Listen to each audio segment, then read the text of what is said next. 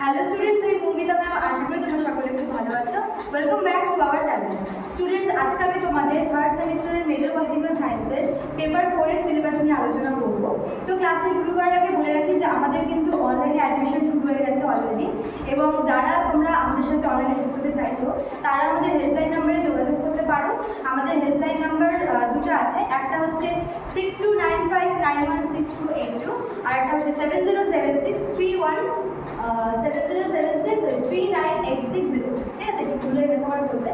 তো তোমরা যারা অ্যাডমিশন নিতে চাইছো তারা আমাদের এই দুটো নাম্বারের মধ্যে কোনো একটি নাম্বারে যোগাযোগ করতে পারো। ঠিক আছে, আমাদের অ্যাডমিশন চলছে এবং আমরা কিন্তু একদম অগাস্টের শুরু থেকেই ক্লাসটা নেওয়া শুরু করে দেবো, কেননা তোমাদের টাইম খুবই কম তোমাদের এক্সামের জন্য। ডিসেম্বর নাগাদ তোমাদের এক্সাম হবে, ওই জন্য আমরা কিন্তু তোমাদের একদম শুরু থেকেই ক্লাসটা নেওয়া শুরু করতে চাইছি। এবং তোমাদেরকেও বলছি তোমরা যত তাড়াতাড়ি পসিবল হয় তোমরা আমাদের সাথে যোগাযোগ করে যুক্ত হয়ে যাও, কেননা ক্লাস শুরু হয়ে গেলে কিন্তু খুব তাড়াতাড়ি ক্লাসগুলো আমরা নেওয়ার চেষ্টা করবো এবং নোটসও কিন্তু একটা শুরু থেকেই আমরা প্রোভাইড করবো। ঠিক আছে, তো দেরি না করে শুরু করে দিই আজকের ক্লাসটি। দেখো, তোমাদের যেটা হচ্ছে পেপার 4 আছে মেজর পলিটিক্যাল সায়েন্সের থার্ড সেমিস্টারের, সেখানে মোট হচ্ছে 4টা ইউনিট আছে। হ্যাঁ, ইউনিট 1, 2, 3 and 4। তো এই যে টপিকটা আমি লিখতে ভুলে গেছি, তো তোমাদের পেপার 4 এর টপিকটা হচ্ছে আন্তর্জাতিক সম্পর্ক। ঠিক আছে, তো দেখো ইউনিট 1 এ কি কি আছে। ফার্স্টে তোমাদের ইউনিট 1 এ আছে হচ্ছে ইন্টারন্যাশনাল রিলেশনের মধ্যে meaning, evolution, nature and scope.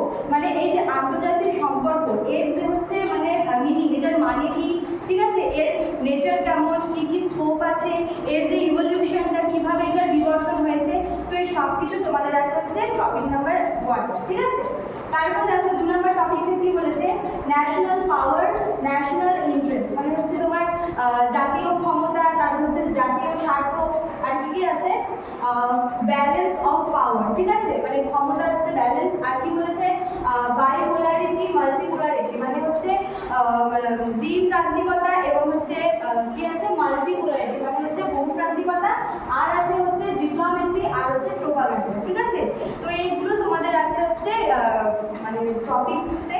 একটু কঠিন লাগছে হয়তো শুনতে, বাট যখন তোমরা নোটগুলো করবে দেখবে তোমাদের কিন্তু ইজি লাগবে। ঠিক আছে, এই ইউনিট 1 তোমাদের পুরোটাই হচ্ছে এই আন্তর্জাতিক সম্পর্কের যে ইন্ট্রোডাকশনটা, সেই পোর্শনটা, যেখানে তোমাদের এর মিনিংটা কিভাবে এটা আসলো, এটা কিভাবে বিবর্তিত হয়ে আসছে, এবং এর বিভিন্ন স্কোপগুলো। ঠিক আছে, এছাড়াও আরও কিছু এর সঙ্গে রিলেটেড কিছু সংজ্ঞা বা ডেফিনেশন যেগুলো এখানে দেওয়া আছে। এই যে দেখতে পাচ্ছ যে বাইপোলারিটি, মাল্টিপোলারিটি, ডিপ্লোমেসি, এগুলো সব কিন্তু আন্তর্জাতিক সম্পর্কের সাথে রিলেটেড। ঠিক আছে, তো ইউনিট 1 তোমাদের এই দুটো টপিকে আছে। নেক্সট দেখো ইউনিট 2। ইউনিট 2 তোমাদের কতগুলি থিওরির ব্যাপারে বলা আছে। হ্যাঁ, টোটাল তোমাদের 4টা থিওরি আছে। কি কি দেখো, ফার্স্ট তোমাদের আছে হচ্ছে realist and new realist theory, বাস্তববাদী এবং নব্য বাস্তববাদী যে থিওরিটা আছে। ঠিক আছে, 1 নম্বর। দেন দেখো 2 নম্বরে আছে হচ্ছে লিবারেল থিওরি। ঠিক আছে, স্বাধীনচেতা বা স্বাধীনতা সংক্রান্ত যে তোমাদের থিওরি আছে সেটা।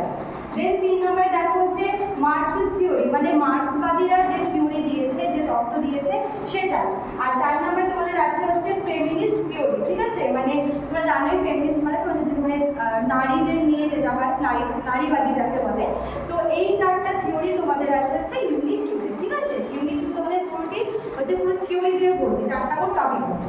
দেন দেখো তোমাদের ইউনিট 3। ইউনিট 3 তোমাদের আছে হচ্ছে কোল্ড ওয়ার, যে ঠান্ডা লড়াই যে হয়েছিল সেই টাইমটা, ঠান্ডা লড়াইয়ের টপিক এটা। ঠিক আছে, তো এখান থেকে তোমাদের পড়তে হবে কি দেখো, ফেসেস অফ কোল্ড ওয়ার। ঠিক আছে, যখন এই কোল্ড ওয়ার যখন চলছিল, ঠান্ডা যুদ্ধ, সেই যে সময়টা কোল্ড ওয়ার চলাকালীন যে টাইম পিরিয়ডটা, সেই সময় কি কি হয়েছিল, এই সময়ের সাথে কি কোন কোন ঘটনাগুলি ঘটেছিল, এই সব কিছু তোমাদের আছে হচ্ছে 1 নম্বরে। ঠিক আছে, দেন দেখো 2 নম্বরে কি আছে, post cold war world feature, বলছে ঠান্ডা লড়াই চলাকালীন গেল। নেক্সট হচ্ছে ঠান্ডা হচ্ছে ঠান্ডা লড়াইয়ের পরবর্তী সময়ে যে পৃথিবী, ঠান্ডা লড়াইয়ের পরবর্তীকালে পৃথিবী কেমন হয়েছিল, যখন এই যুদ্ধ থেমে যায় তারপরে পৃথিবীর একটা অন্য রূপই আমরা দেখি। ঠিক আছে, তো সেই সময় পৃথিবীটা কেমন হয়েছিল এবং এর বিভিন্ন ফিচার্সগুলো কিন্তু তোমাদের এখানে আছে। ঠিক আছে, তাহলে কোল্ড ওয়ার এবং কোল্ড ওয়ারের পরবর্তী যে আর কি পৃথিবীতে কীরকম কেমন ছিল পরিস্থিতি, কি কি চেঞ্জেস এসেছিল, এগুলো তোমাদের কিন্তু ইউনিট 3 তে আছে। ঠিক আছে, নেক্সট দেখো লাস্ট ইউনিট নাম্বার 4। এখানে তোমাদের কি কি আছে, ডিসআর্মামেন্ট অ্যান্ড আর্মস কন্ট্রোল, নিরস্ত্রবাদী। ঠিক আছে, দেখো এই যে আন্তর্জাতিক সম্পর্কের একটা প্রাথমিক কন্ডিশনই হচ্ছে যে অস্ত্রহীনতা, ঠিক আছে, মানে নিরস্ত্রবাদী, কোনো রকমের কেউ মানে কোনো দেশের উপর হচ্ছে আর্ম নেবে না, ঠিক আছে, আর্মস অ্যাপ্লাই করবে না। তো এই নিরস্ত্রবাদী বা অস্ত্রটাকে ত্যাগ করার কথা বলা আছে। আর কি বলেছে, আর্মস কন্ট্রোল, যদি কখনো আর্মস নেওয়ার প্রয়োজন পড়ে তবে সেটাকেও কিন্তু একটা কন্ট্রোলে রেখে তারপরে সেটাকে প্রয়োগ করার কথা বলা হয়েছে, ঠিক আছে। নেক্সট দেখো 2 নম্বর টপিকটা কি আছে, গ্লোবালাইজেশন, ঠিক আছে, বিশ্বায়ন যাকে বলে। এটা খুব ইম্পর্টেন্ট একটা টপিক। তারপর দেখো 3 নম্বরে কি আছে, ক্লাইমেট চেঞ্জ, কীভাবে জলবায়ুর পরিবর্তন হয়েছে, কীভাবে ক্লাইমেটিক চেঞ্জেস গুলো। নেক্সট 4 নম্বর হচ্ছে খুব ইম্পর্টেন্ট বলেছে হচ্ছে টেরোরিজম, মানে সন্ত্রাসবাদ, ঠিক আছে। তো এই সমস্ত টার্মগুলো কিন্তু আন্তর্জাতিক সম্পর্কের সাথে রিলেটেড এবং এই প্রতিটা টার্মই খুব ভালো করে তোমাদেরকে পড়তে হবে, হ্যাঁ, কারণ এখান থেকে তোমাদের বিশেষ করে যেটা পড়ার টেরোরিজম, তারপরে হচ্ছে গ্লোবালাইজেশন, এগুলো খুবই কমন টার্ম আর এগুলো কিন্তু পরীক্ষাতে প্রায়ই এসে থাকে, ঠিক আছে। তো স্টুডেন্ট তোমরা হচ্ছে সিলেবাসটা নোট ডাউন করে নিও খাতা পেন নিয়ে, অথবা তোমরা হচ্ছে এটাকে স্ক্রিনশটও নিয়ে নিতে পারো। আমি একটু সরে যাচ্ছি ফ্রেম থেকে, তোমরা হচ্ছে এটাকে স্ক্রিনশট নিয়ে নিতে পারো, স্ক্রিনশট দিয়ে তোমরা বাড়িতে আরামসে খাতায় নোট ডাউন করে নিতে পারো, ঠিক আছে।